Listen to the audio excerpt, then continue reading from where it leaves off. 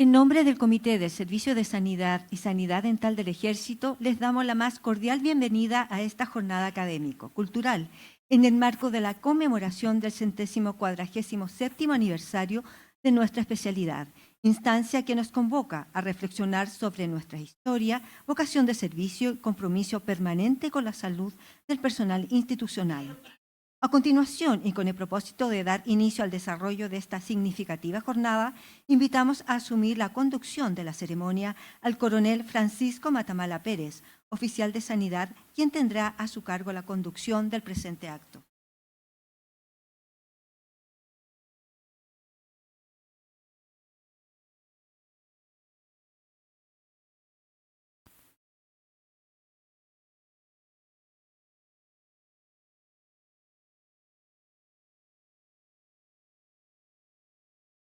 Muy buenos días a todos. Le damos las gracias a todas las personas que nos acompañan en forma presencial en el auditorio del Hospital Militar, también a todos aquellos que están vía streaming por nuestro canal de YouTube en esta ceremonia o esta jornada académico-cultural que en el marco del 147º aniversario del Servicio de Sanidad nos acompaña el día de hoy. A diferencia de otros aniversarios y otras jornadas que hemos tenido presentaciones científicas, este año hemos querido tomar en consideración volver a nuestras raíces, ya que un servicio que no conoce su historia no tiene una proyección a futuro. Por lo tanto, el día de hoy para dar inicio a esta jornada académico-cultural, les invitamos a observar un video institucional que recoge los principales hitos históricos del Servicio de Sanidad y Sanidad Dental del Ejército, reflejo de su evolución, entrega y espíritu de servicio a lo largo del tiempo.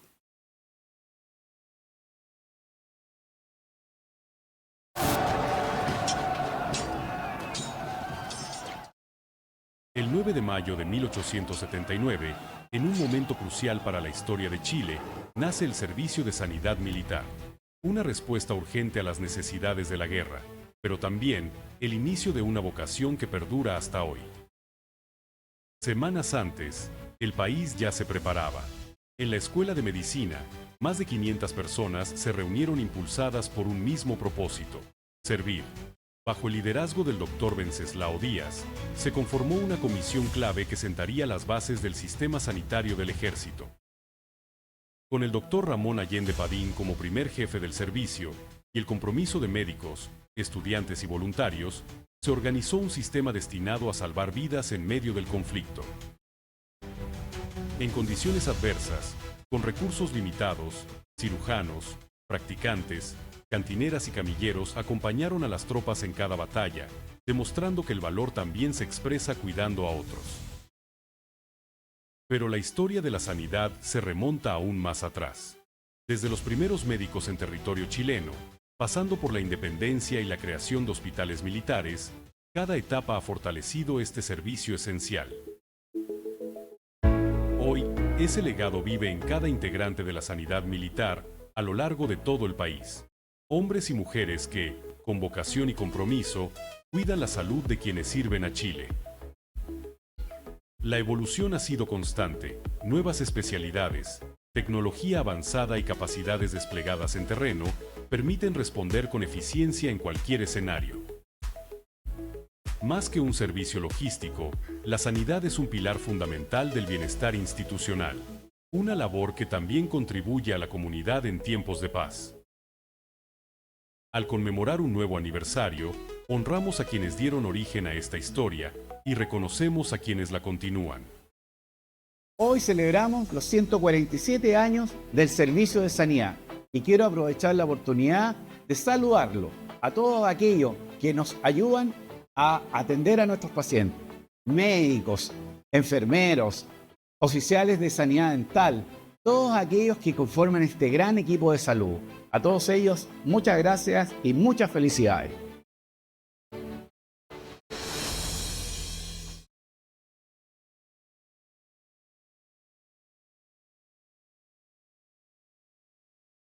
Luego de este recorrido por nuestra historia, que da cuenta del legado y la trascendencia de nuestra labor, continuamos con el desarrollo del programa.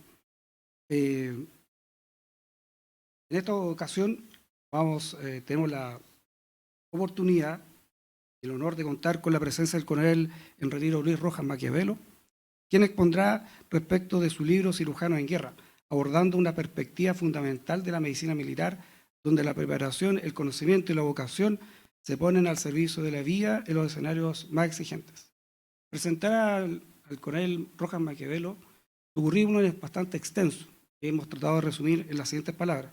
Es un oficial de Estado Mayor, licenciado en Ciencias Militares, profesor de la Academia de Guerra del Ejército, de la Academia de Guerra Naval, profesor militar de escuela, posee un magíster en Historia Militar y Pensamiento Estratégico, así como también magíster en Ciencias Militares, Convención en Planificación y Gestión Estratégica, coautor del libro El Ejército en la Reconstrucción, Memoria de la Fuerza de Apoyo Humanitario, autor del libro Cirujanos en Guerra, la problemática sanitaria en la Guerra del Pacífico y coautor del libro La Guerra del Pacífico rumbo el sesquicentenario, hecho en Perú, pronto a publicarse. El coronel Rojas Maquiavelo ha sido expositor en innumerables congresos, entre los que se destaca el 10º Congreso Nacional de Historia en Perú. Invitamos al coronel Luis Rojas Maquiavelo a dirigirse al podio y a iniciar esta exposición.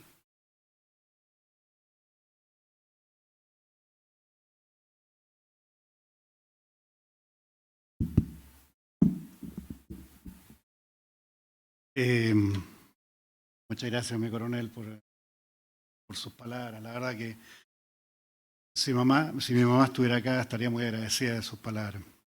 Bueno, quiero agradecer, primero que todo, la invitación que se me ha hecho. Gracias, mi general, por la invitación. Gracias a los presentes.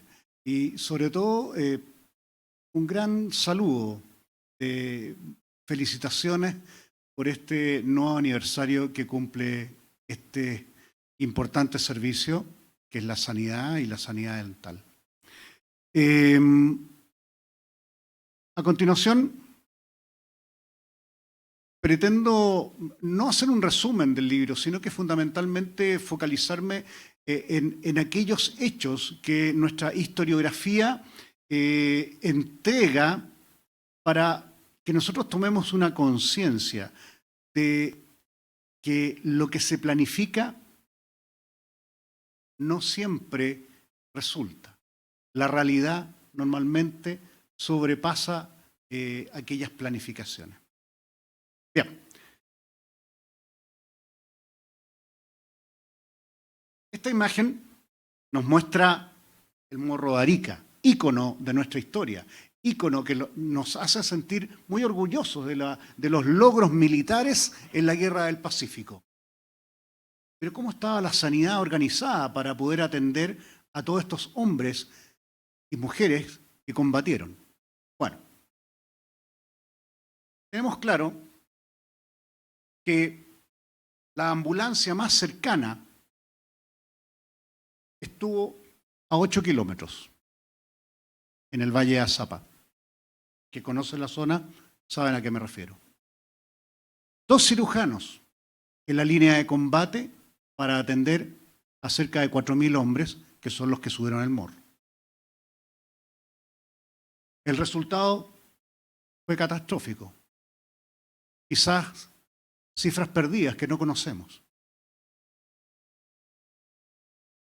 Entonces la pregunta que nace de la afirmación: cuando un herido muere abandonado en el combate, ¿qué falló?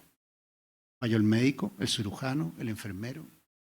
¿O falló todo el sistema que debió haber fundado las bases para que ese herido o enfermo llegara a ser atendido? Bueno,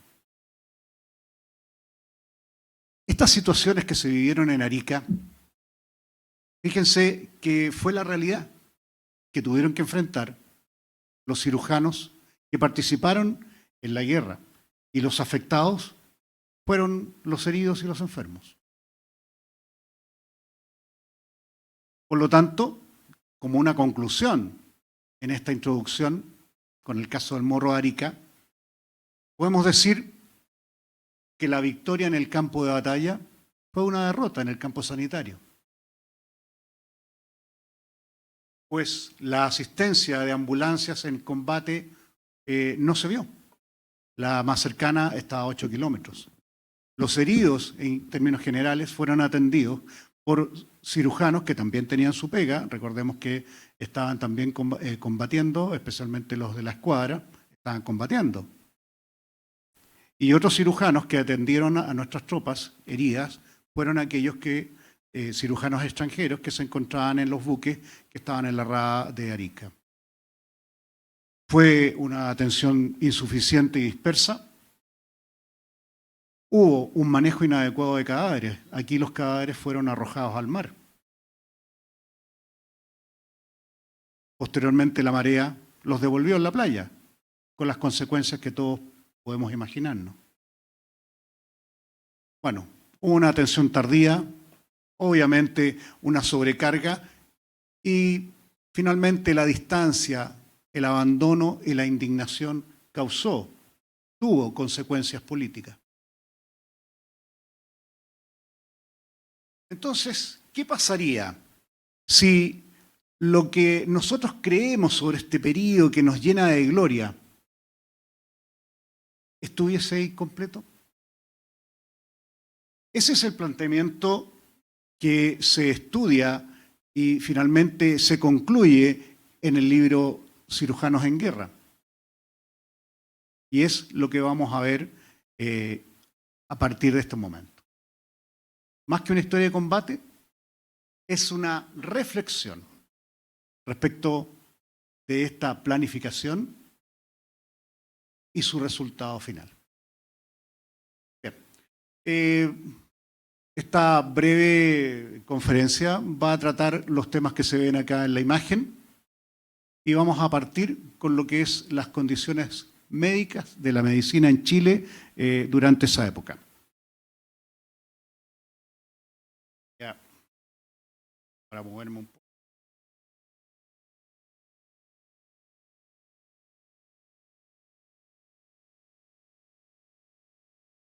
Ahí. Bien.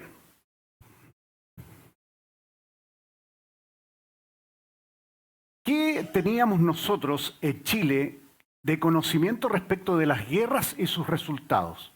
Bueno, cercano al conflicto nuestro estuvo la guerra de Crimea y la guerra civil estadounidense, que arrojó esas cifras. Si ustedes ven, hay una cantidad de fallecidos bastante grande. En una representó el 2.5 de la población, no es menor. Ha sido una de las guerras, la guerra civil estadounidense, que ha tenido la mayor cantidad de bajas. Pero, ¿qué es lo importante? Las causas de la mortalidad no siempre fueron las balas. Por el contrario, eran las enfermedades. Y si nosotros vemos, en una se maneja entre el 60 y el 75%, y en la otra alrededor del 67%. Esos eran antecedentes reales que nuestras autoridades podrían haber tenido en cuenta. Bien, ¿cuál era el Chile de la época? Un Chile que tenía una población de 2.400.000 habitantes, con una escuela de medicina, que era la primera escuela de medicina, es la Universidad de Chile. La católica llega después, en segundo lugar. Sí, no, sí, es verdad, sí, 1881, perdón, 88. Y luego en 1929 ya se forma la cátedra. Es otra cosa. Bueno, y teníamos un número de cirujanos o médicos que era aproximadamente 300 y que también incluía extranjeros. En esta imagen quise retratar lo que significó para la historiografía el tener a los dos primeros que podríamos decir fueron los gráficos de la época. ¿Por qué? Porque muchas de las fotografías que contamos, tanto de autoridades como del combate, fueron producidos por Spencer y Díaz. Fíjense que en Perú no hay tanta historia en fotografía. Bueno, Tal cual lo señalamos, la primera universidad que nosotros tuvimos que se enseñó la medicina y donde salieron graduados 33 médicos fue la Universidad Real San Felipe. Posteriormente, en el Instituto Nacional ya se forma la Escuela de Medicina a cargo del doctor Guillermo Blest y ya es a partir de 1843 que se crea la Cátedra de Medicina dirigida por Lorenzo Saussure en la Universidad de Chile, que todos sabemos se crea en 1842. Algo importante que hace el decano José Joaquín Aguirre de la Cátedra de Medicina de la Universidad de Chile es que bajo su dirección envía a médicos chilenos, bueno, alguno tenía algún pituto, porque ahí está don Carlos Saussure, todos sabemos de quién era hijo, pero los envía a especializarse a Alemania y a Francia. Quizás el ícono más importante es esta influencia francesa fundamental que tenía nuestra medicina en la época. También contábamos con hospitales. Aquí tenemos algunos ejemplos. Los más importantes, el San Juan de Dios en Santiago, el San Juan de Dios en Valparaíso, que posteriormente se convertiría en el Carlos Van Buren. Un hospital del cual se conserva todavía su iglesia porque fue bombardeado por el corsario Bartolomé Charp, que era el Hospital de La Serena. En el Hospital de La Serena, dicho sea de paso, se especializó mucho y sirvió mucho para atender a los heridos que se les formaba la gangrena. Tenían un muy buen tratamiento, fíjense, curioso, a base de goteo de agua. Algo que yo no sabía. Bueno, llegamos entonces a donde nos convocamos. Wenceslao Díaz es convocado por sus alumnos a formar parte de una asamblea. ¿Qué se decidiría en esta asamblea? El 6 de marzo se convoca a esta asamblea. El 15 de mayo se sacan ciertas resoluciones que se entregan al gobierno. El gobierno, ¿cierto?, Aníbal Pinto las acepta y parte primero la creación de la Comisión de Sanidad, se aprueba el reglamento de la Comisión de Sanidad y se acepta el Convenio Internacional de Ginebra, que pone en el fondo, resguarda la seguridad de médicos y enfermos cuando ya estaban en las instalaciones sanitarias durante la guerra. Perú y Bolivia también lo firma cercanos a la fecha que nosotros firmamos. Pero a ustedes les podrá llamar la atención algo. ¿Cuándo partió la guerra, la ocupación de Antofagasta? La ocupación de Antofagasta fue meses antes, el 14 de febrero. Bien, ¿cuál era el plan? El plan era, primero que todo, tener un servicio de cuerpo y regimiento. El ejército no contaba con ese servicio, no había atenciones, las atenciones en las enfermerías regimentarias, aquellas que tenían, la verdad que eran muy escasas, eran visitas médicas de médicos que hacían su función en otros lados. También se conforma un servicio de ambulancias, hospitales de sangre. Estos serían como los hospitales de campaña adelantados, cerca de las líneas de combate, y pongamos atención a esta cifra, el 10%. También se conforma, obviamente, un servicio de hospitales fijos que iba a estar en aquellas ciudades ya más formadas, donde se iban a aprovechar las instalaciones sanitarias de esas ciudades. Iban a estar asistidas por médicos chilenos y también todo el sistema de ambulancias iba a evacuar a los heridos ahí. Y un hospital de término. Todo esto estaba bastante bien planificado con los antecedentes que se tenían de Estados Unidos, de Bélgica, de Prusia, en fin. Todo un plan muy bonito. ¿Qué pasaba acá? El servicio de cuerpo y regimiento nunca se completó. A lo más tenía un cirujano. Lo mismo ocurría con los servicios de ambulancia y hospitales. El problema de los traslados fue siempre fue un problema. O ya sea porque lo que nosotros vamos a ver a continuación no llegaban las ambulancias, estas no llegaban porque no tenían medios de transporte, no tenían mulas. ¿Por qué? Porque el ejército llegaba una recua de mulas para poder las usaban para llevar la artillería, no para llevar las carretas con los heridos, no era tema. ¿Y eso por qué? Porque el servicio estaba separado de los mandos militares. El servicio era enteramente civil, aunque vestían uniforme, pero era un servicio civil, al servicio del ejército, al servicio del esfuerzo de guerra.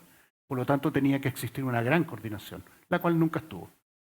Bien, ¿cuál era la tarea entonces de los alumnos de medicina?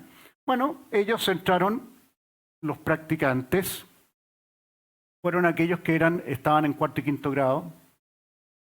Ellos iban a estar en la línea de fuego, iban a ser, en el fondo, a prestar los primeros auxilios.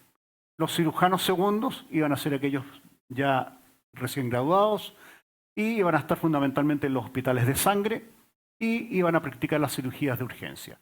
Y los médicos o doctores ya iban a estar, en el fondo, iban a estar en aquellos hospitales de término o iban a estar también en las direcciones, iban a hacer toda la gestión y triage. Se organizan 5 ambulancias, aquí a algunas se les puso nombre, pero una de las más importantes era la ambulancia número 5 de Valparaíso. Se dice, y la historia tiene los antecedentes, de que era una de las mejores equipadas. Con medios que también entregaron las otras provincias de Chile, se forman las Santiago número 1, 2, 3 y 4.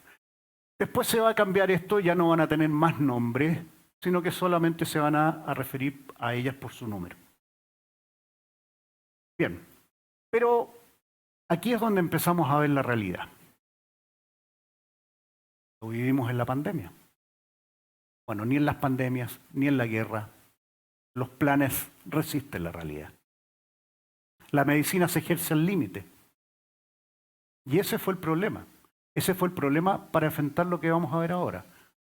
El contexto real clínico en el teatro de operaciones. Esta línea de tiempo se ve un poco latera, pero es importante tenerla bien en cuenta. Porque aquí, durante todo el año 1879, la sanidad llegó tarde. Y no llegó tarde porque ellos querían llegar tarde, sino que llegó tarde porque todos los transportes estratégicos, por ejemplo, de Antofagasta a Pisagua, los dejaron atrás, no las embarcaban. A las ambulancias me refiero.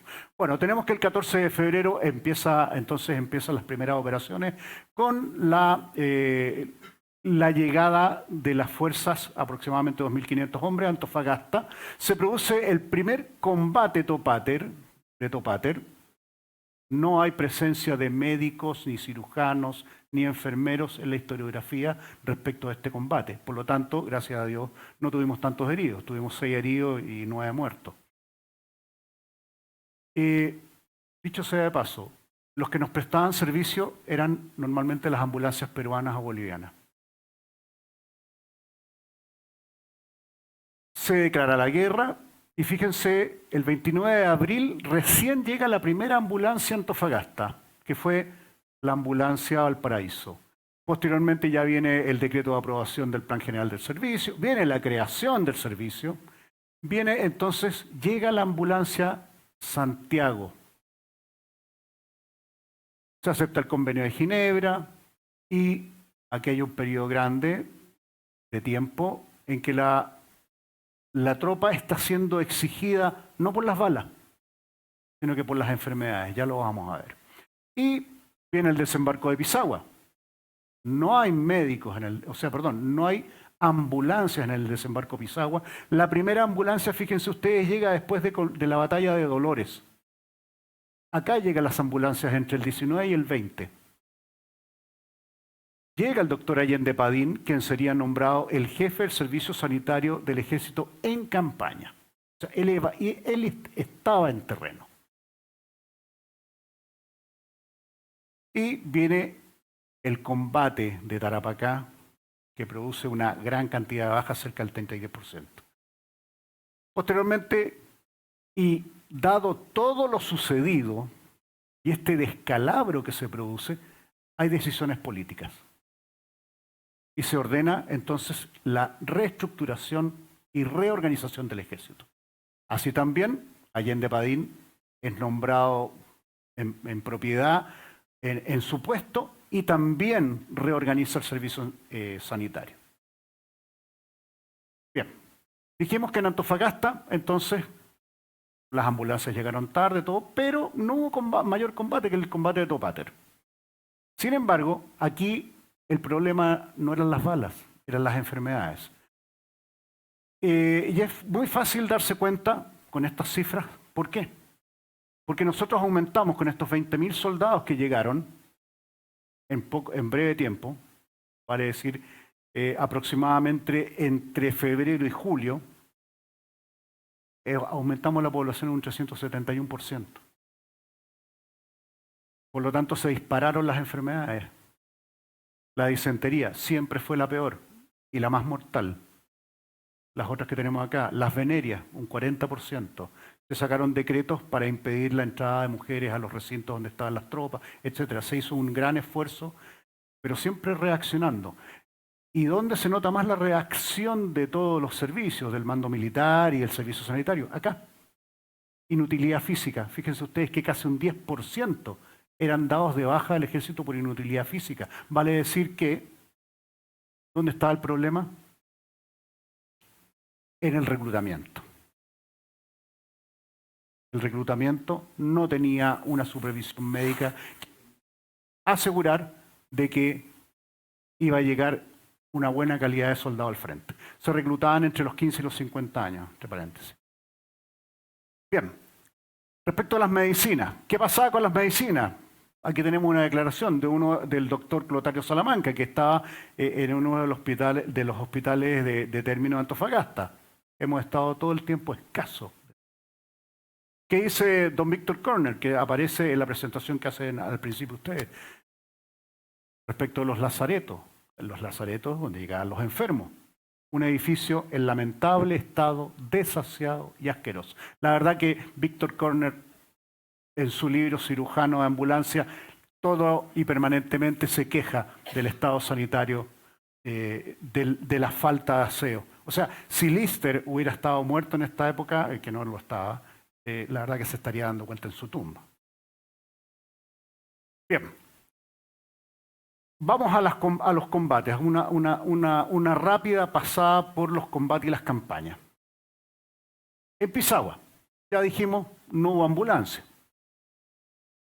Tropas que enfrentan a las fuerzas peruanas y bolivianas que estaban acá, fundamentalmente peruanas, 9.500 hombres.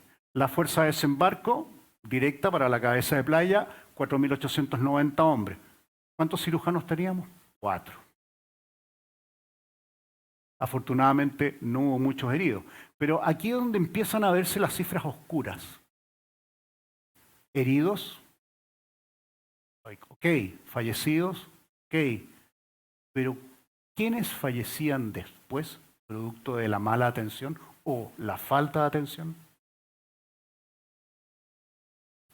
Combate de Tarapacá. Ya habíamos conversado esto, el combate de Tarapacá, donde participan las fuerzas que están acá, 2.300 por un lado, 4.500 por otro, porque recuerden, nosotros no solamente teníamos la responsabilidad de nuestros heridos, la Convención de Ginebra nos obligaba también a tener responsabilidad sobre los heridos del adversario. Y siempre esa responsabilidad la cumplieron las ambulancias peruanas. Siempre. 33.4% de bajas. Bien, obviamente no todos heridos, pero el ejército, la sanidad que asistía al ejército estaba preparada para atender al 10%. Nuevamente se repiten 4 cirujanos, no son los mismos, pero casi todos los mismos. Juan Kitt siempre estuvo, y un practicante.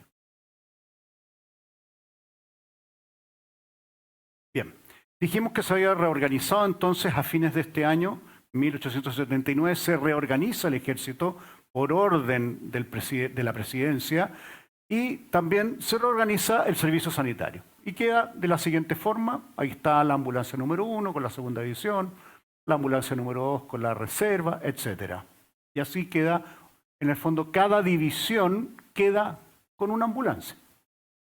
Entonces vamos a decir, ah, qué bueno, se organizaron. Pero la verdad que no fue así. La historia dice que nunca estuvieron en acuerdos, digamos, como para poder aportar los medios de transporte que necesitaban las ambulancias para poder llegar al frente. Vamos a hacer un paréntesis, vamos a hablar de los transportes estratégicos. Muy breve. Este buque, que es real, digamos el Norfolk, se ocupó para hacer transportes de tropas. Este buque había sido contratado para llevar 800 hombres, se embarcan 1.500, el batallón Valdivia, el batallón Caupolicán. Ya se pone complicada la cosa cuando embarcan 200 artilleros, pero más complicada aún cuando se embarcan los 250 caballos de Carabineros de Ñungar. ¿Por qué? Porque ustedes comprenderán que en una navegación de 10 días aproximadamente, este buque andaba muy... De hecho, tenía que ser remolcado. Se produce mortandad de ganado. Además, el ganado, ¿dónde hacía sus necesidades, digamos? Entonces, todos esos olores, eso fue tremendo.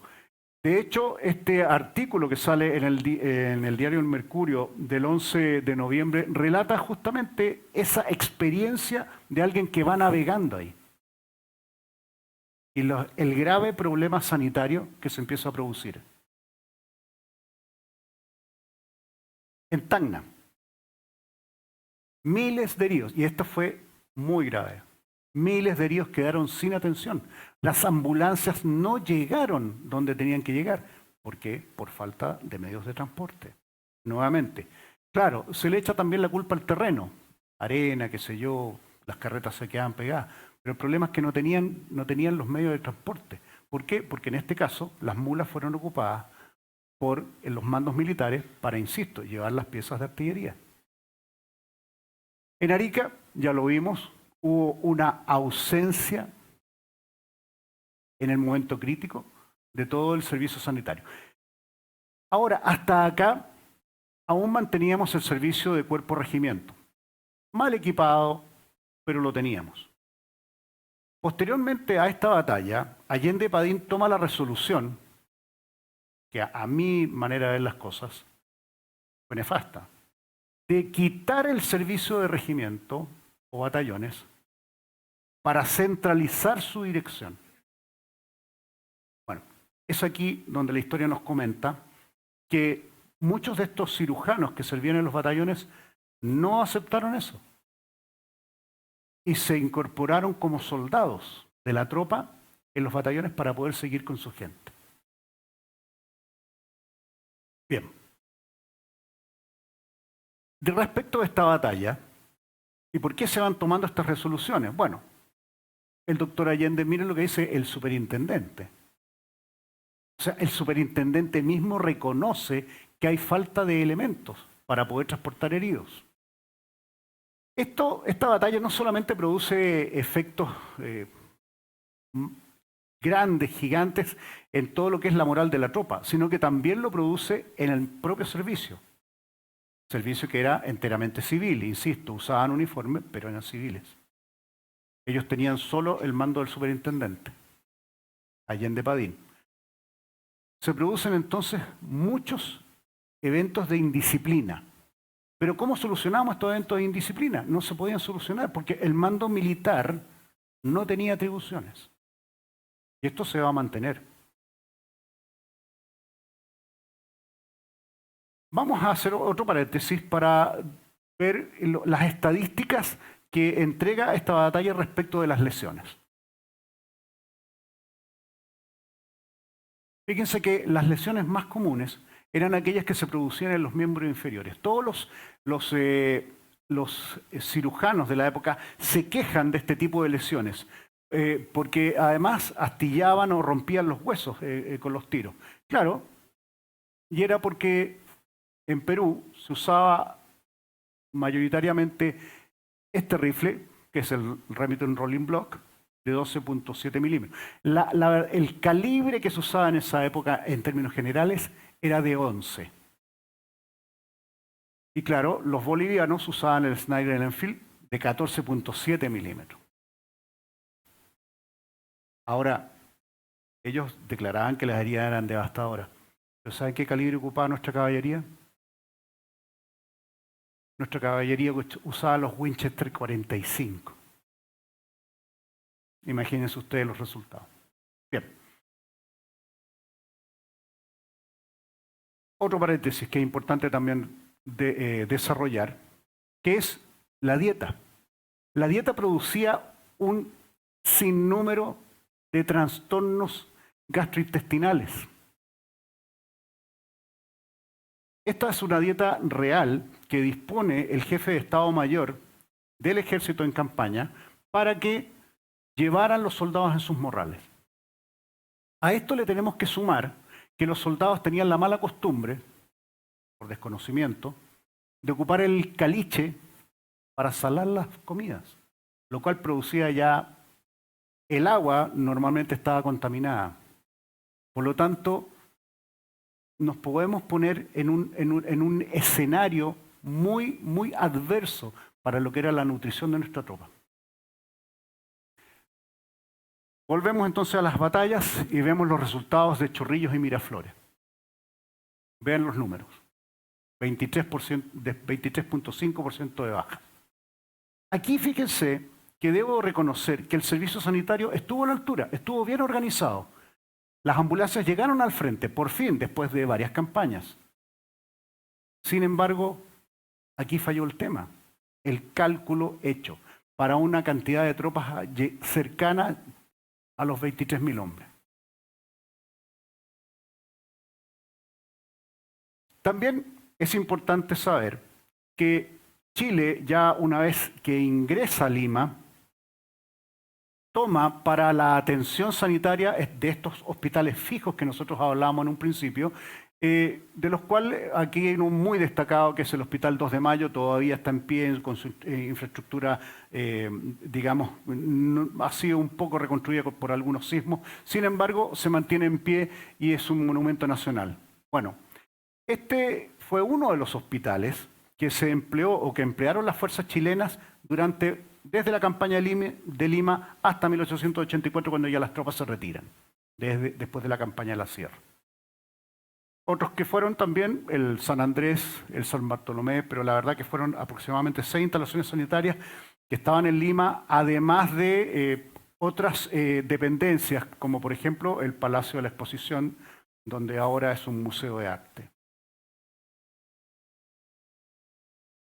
Esto que indico acá tiene la intención de poder reflejarles a ustedes la dispersión de la atención sanitaria en el teatro de operaciones donde se desarrolló la campaña de la Sierra. Vamos a tener aproximadamente entre Arequipa y el último puerto y el último lugar que es Huánuco, casi 1.000 kilómetros. Quiero que pongan atención también, por favor, en esto. Aquí se armó un hospital de campaña en Huancayo, cercano al pueblo de La Concepción, aproximadamente 100 y algo kilómetros. Y este era el recorrido general que hacían las tropas para poder evacuar los heridos a Lima y Callao.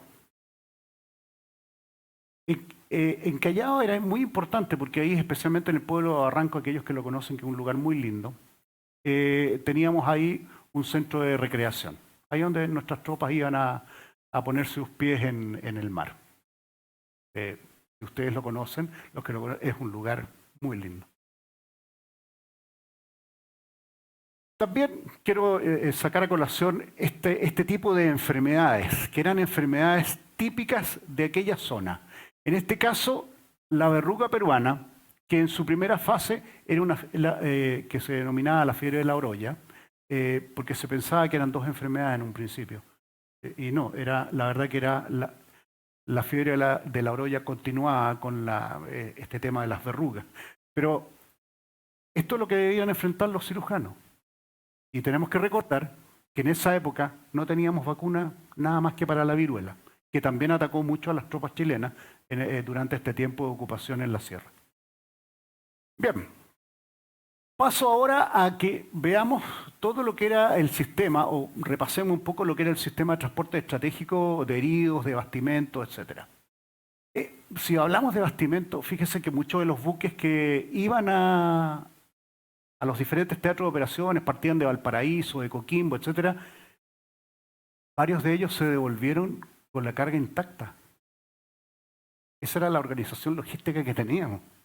Bueno, también se volvían con medicamentos, con vendas, etc. La historiografía habla mucho de esos casos. Pero nos vamos a referir a lo inadecuado que eran los transportes de heridos. Y por eso que yo me refiero a esta cifra oscura que está aparte de aquellos que están en los partes oficiales de fallecidos y heridos. O sea, perdón, fallecidos y heridos. Porque aumentaban las cifras.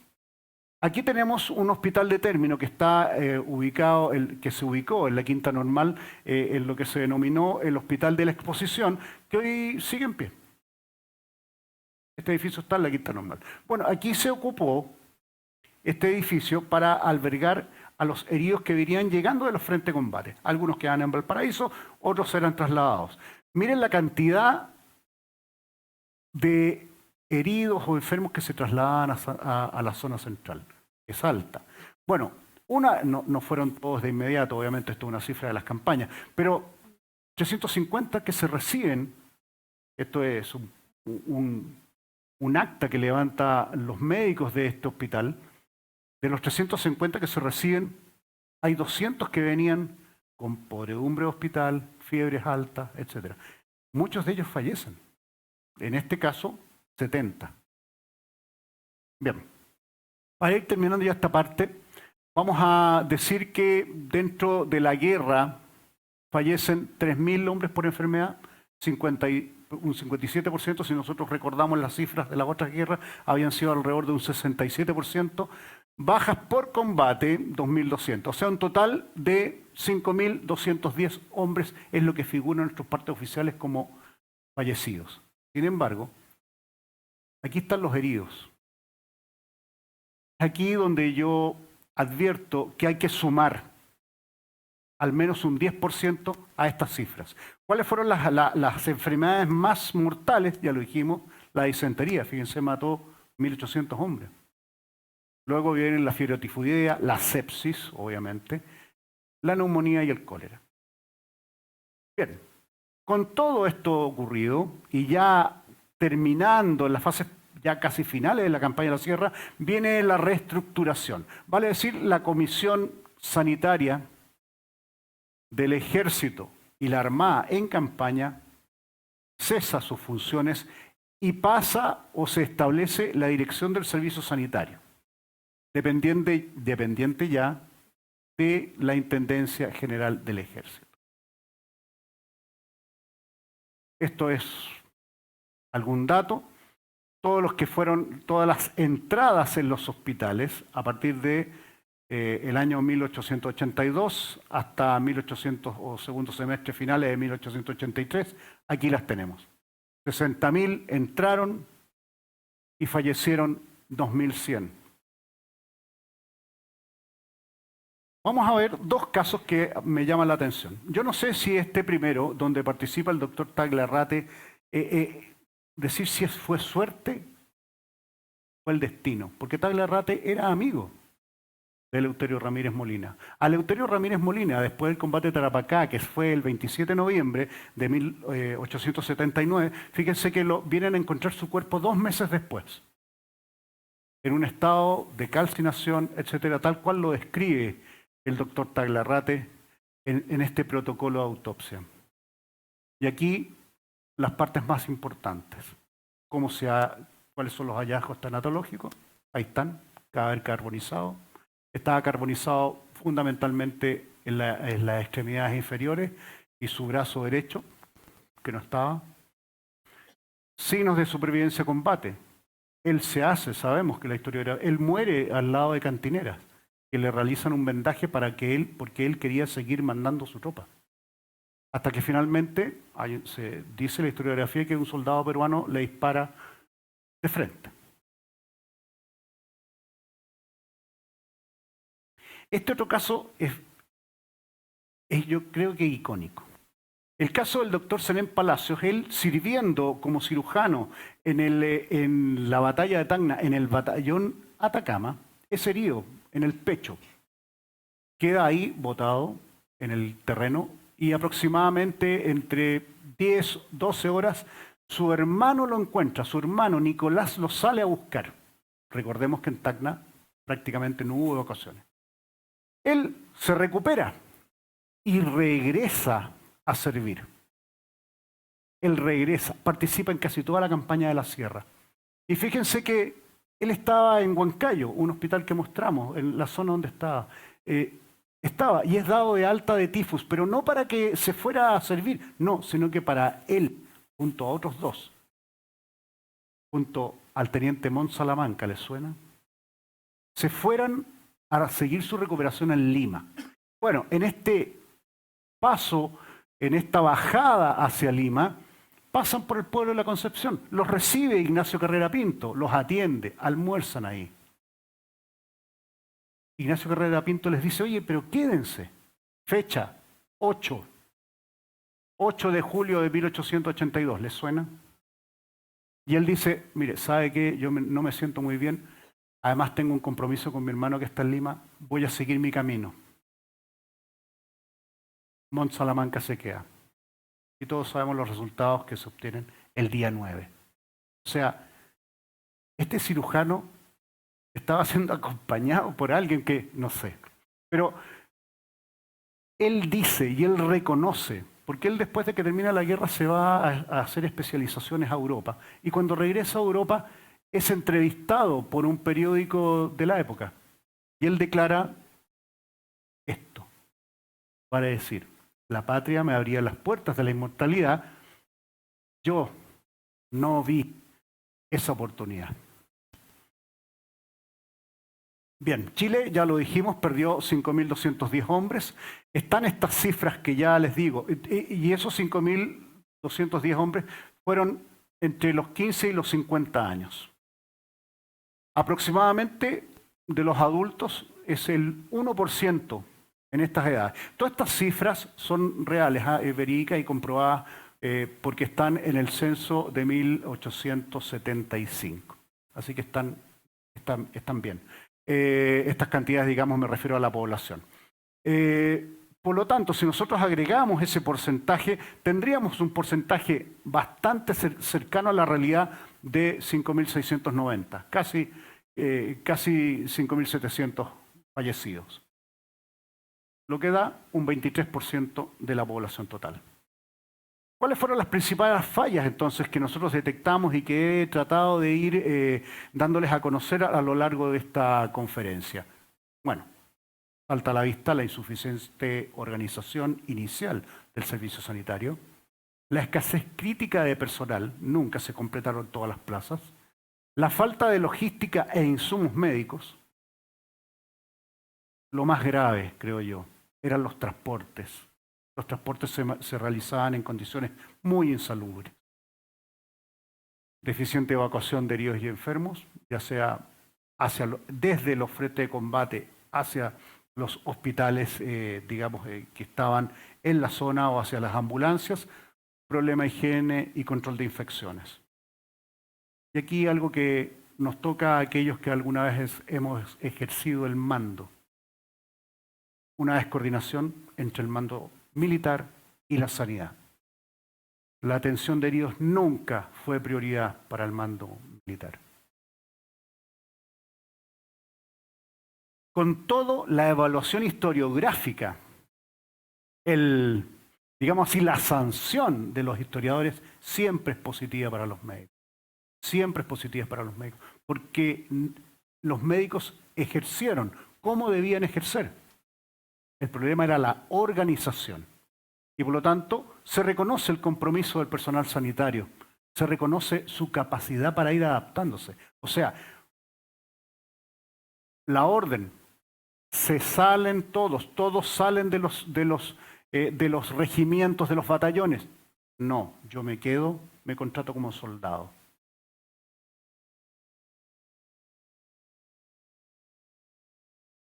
Pensando en el futuro. una emergencia futura, el verdadero legado, no estará en enfrentarla, sino en la humanidad y la templanza con que decidimos actuar en medio del caos, para así ser verdaderos cirujanos en guerra. Muchas gracias.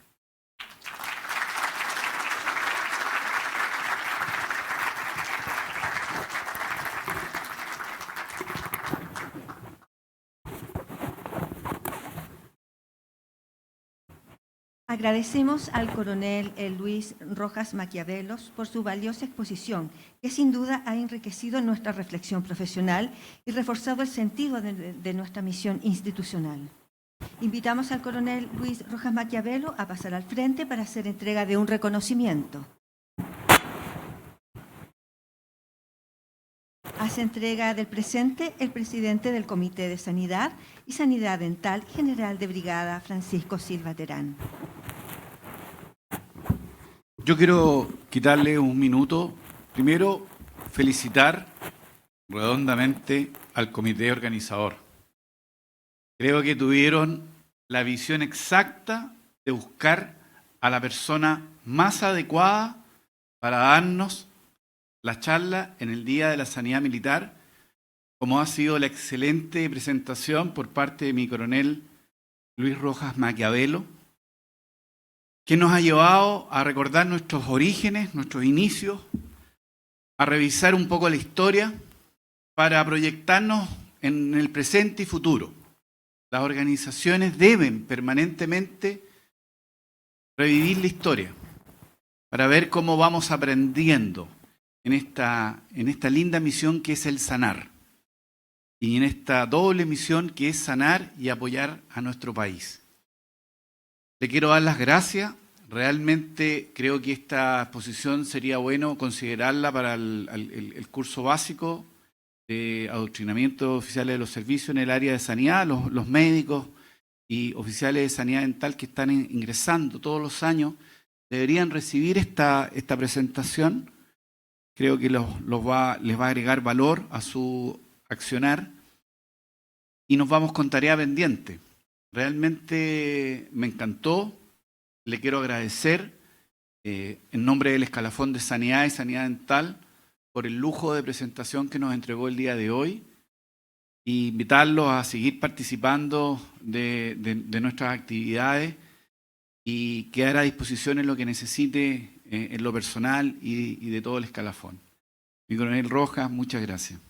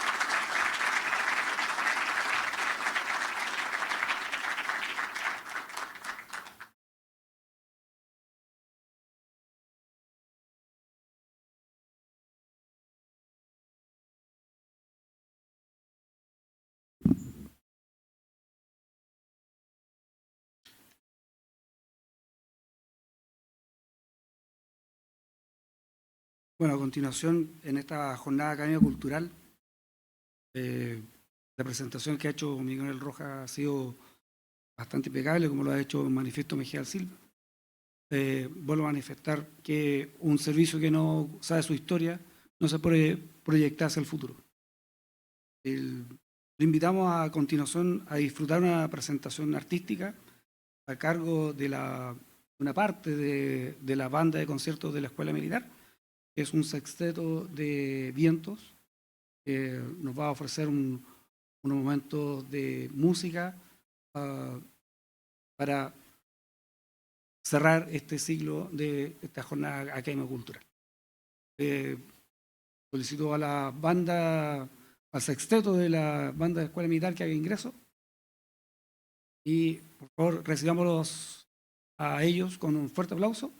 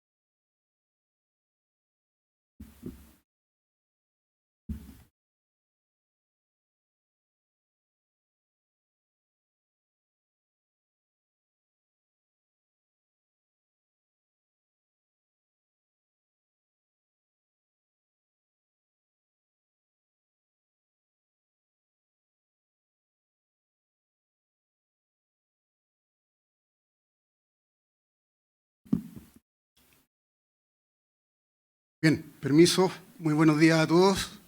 Permiso, mi general. En nombre del director de la Escuela Militar, quisiera hacer llegar un afectuoso saludo por el aniversario del Servicio de Sanidad y Servicio de Sanidad Dental del Ejército. Y lo que pueden ver ahora es un septeto P.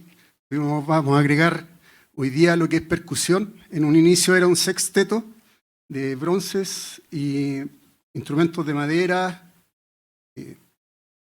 digamos, de boquilla de madera, y el contrabajo inicialmente. Esta agrupación es de la Escuela Militar. La banda de la Escuela Militar, aparte de conformar la banda como en sí, también conforma la banda de conciertos del Ejército. Y esta agrupación tuvo la posibilidad de representar a nuestro país en Washington el año 2016.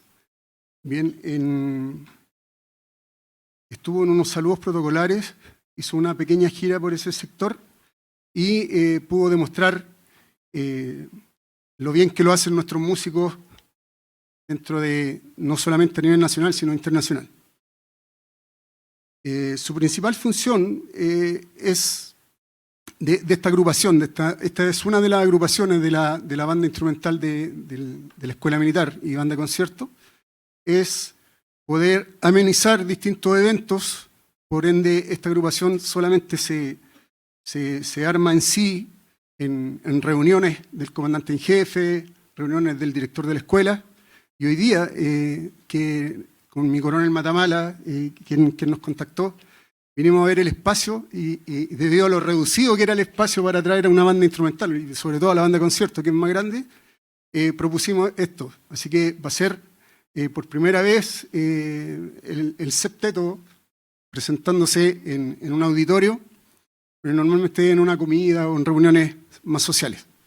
Bien, partimos del repertorio. Me voy a encargar de presentar por lo mismo. Ellos tocan mientras se efectúan estas reuniones sociales. Bien, hoy día, como es un formato distinto, voy a presentar tema a tema para que ustedes vayan conociendo más o menos lo que hacen ellos. Vamos a partir esta presentación con Aragonés, que es una famosa pieza musical compuesta por Georges Bizet, que es un compositor francés cuyas obras transformaron las óperas. Bien. Bizet es el compositor de la obra Carmen, para que nos vayamos en el contexto, y dentro de esa obra está Aragonés, que es una obra ambientada en la música española. Por favor, un gran aplauso para el septeto.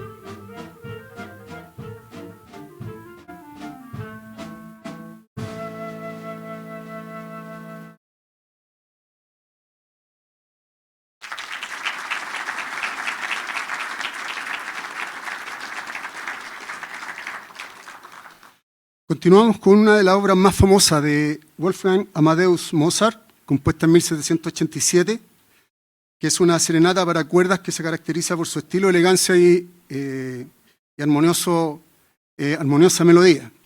Bien, en el contexto de Mozart, es un genio que a los 5 años ya empezó a componer sus primeras obras, desde los 3 años ya era un gran violinista. Hoy día, en un arreglo especial para instrumentos de madera, escucharemos Pequeña Serenata Nocturna.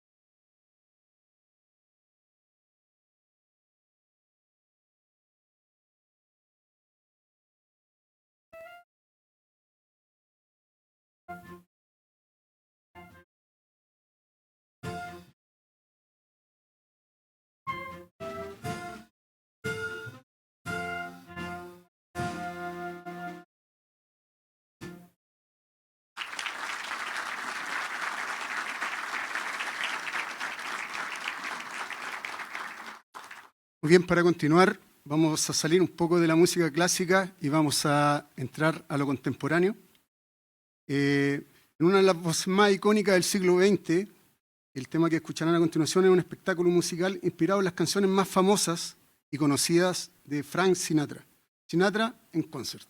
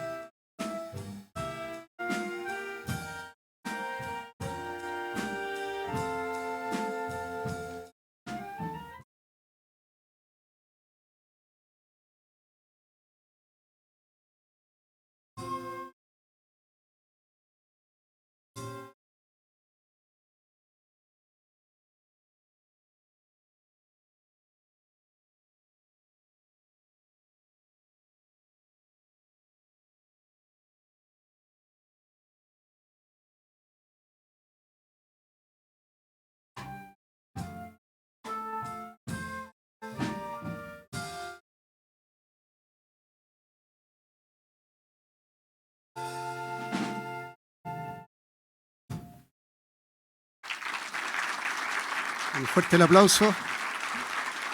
Hermosas melodías para nuestros oídos. Bien, a continuación vamos a hacer un poco de foxtrot.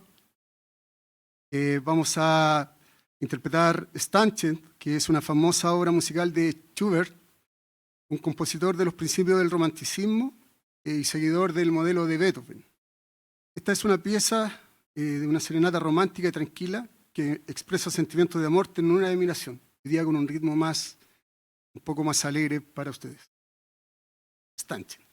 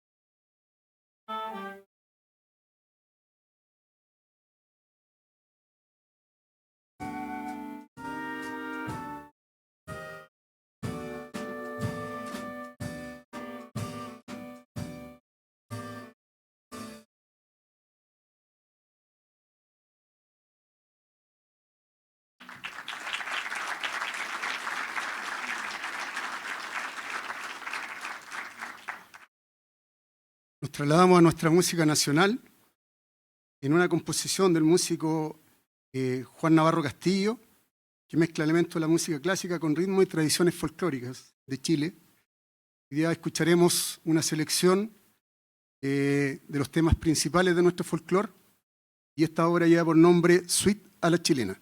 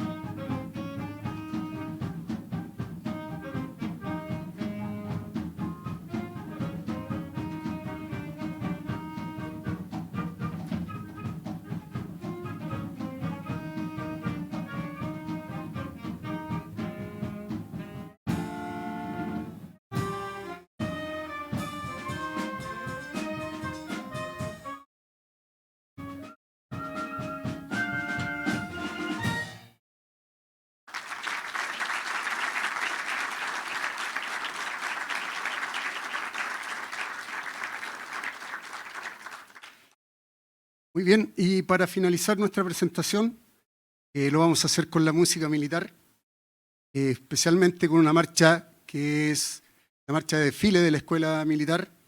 Esta es una famosa marcha compuesta por Johann Strauss I en honor al gran mariscal, Joseph Radetzky, y se caracteriza por su ritmo alegre, enérgico y triunfal.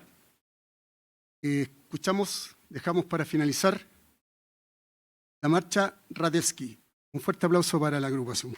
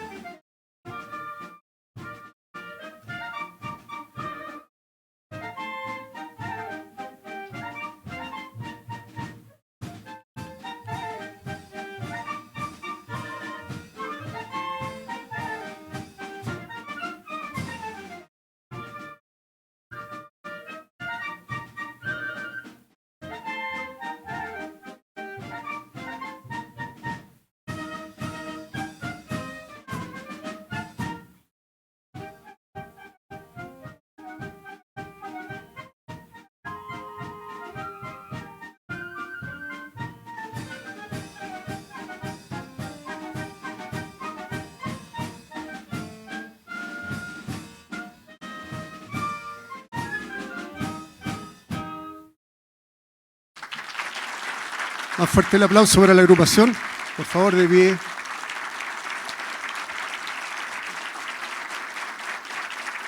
Muchas gracias. Espero que haya sido de su agrado. Hasta luego.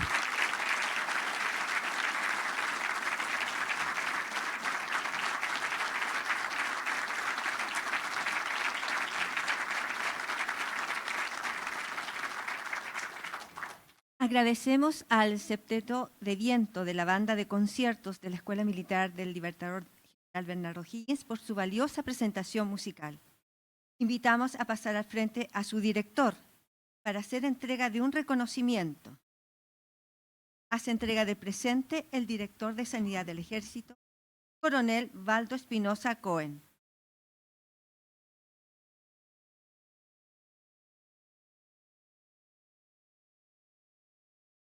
No puedo dejar de agradecer la brillante presentación que una vez más nos entrega la banda de concierto de la Escuela Militar y de nuestro Ejército.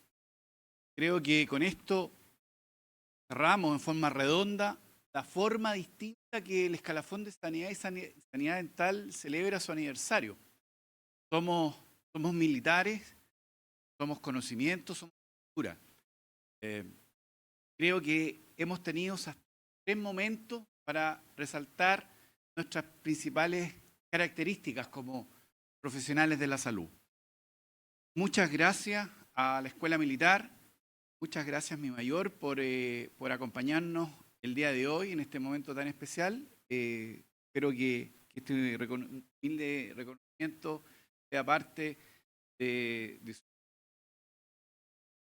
oficina, de su lugar de obsequio, y desde ya nos comprometimos como servicio, como escalafón de sanidad, a poder apoyar a la escuela militar, al ejército, las necesidades que ustedes tengan. Sientan que su servicio de sanidad tiene que dar el ancho a lo que ustedes necesitan.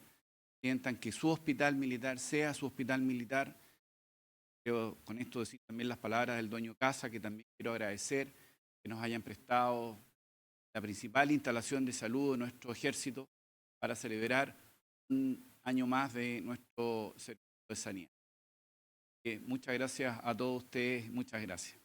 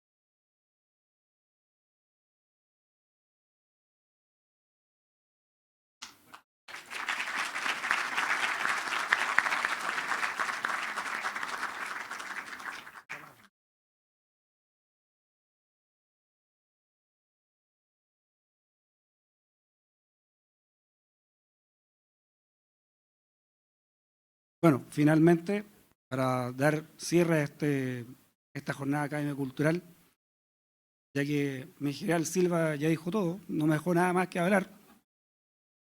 Voy a tener que cambiar todo el libreto, bueno. Pero para cerrar el día de hoy, el mensaje que queríamos dar como Comité de Sanidad a todo nuestro escalafón es repetir lo que había ya dicho en un momento, en principio, es que un escalafón sin historia no puede mirar al futuro. Mi coronel Rojas Maquiavelo nos hizo una excelente presentación de los errores que pudieron haber ocurrido durante la Guerra del Pacífico. Los errores nos tenemos que tomarlos, analizarlos, mejorarlos. Para cerrar un momento cultural, salir de la rutina que significa el atender o llevar a efecto los planes de salud o atención de nuestra comunidad, nuestros beneficiarios. Este número musical para disfrute de todos ustedes. Pero no puedo cerrar sin antes dar las gracias a todos aquellos que hicieron posible la organización de esta ceremonia, tanto militar como esta jornada académico-militar. Debo dar las gracias a la División Logística, a la Jefatura de Transporte, al Departamento Comunicacional de la División de Salud, Departamento Comunicacional del Hospital Militar, el Hospital Militar a través de su director, Miguel Cámpora, por prestarnos toda esta instalación, por todo el apoyo logístico, al Departamento Primero de Dirección de Sanidad, con su personal, la Dirección de Sanidad también, toda la IPSAL que puso su apoyo inteligente. También hay algo que nosotros no podemos dejar de dar y dar nuestros verdaderos agradecimientos a todo el personal de suboficiales que eternamente nos han apoyado a nosotros los oficiales. Aquí todo oficial de sanidad dental y sanidad ha llegado a una unidad y el cual nuestro personal de suboficiales son aquellos que nos han acogido y nos han enseñado. Y en ese contexto quiero dar las gracias a dos personas que me recibieron en mi unidad cuna, el Regimiento de Caballería número 5 Lancero, que ahora es destacamento. El suboficial mayor José Coloma y el suboficial Luján. Gracias a ellos soy quien soy en este momento acá y está frente a ustedes. A todos los suboficiales les solicito a los presentes brindarles un fuerte y caluroso saludo y aplauso, por favor.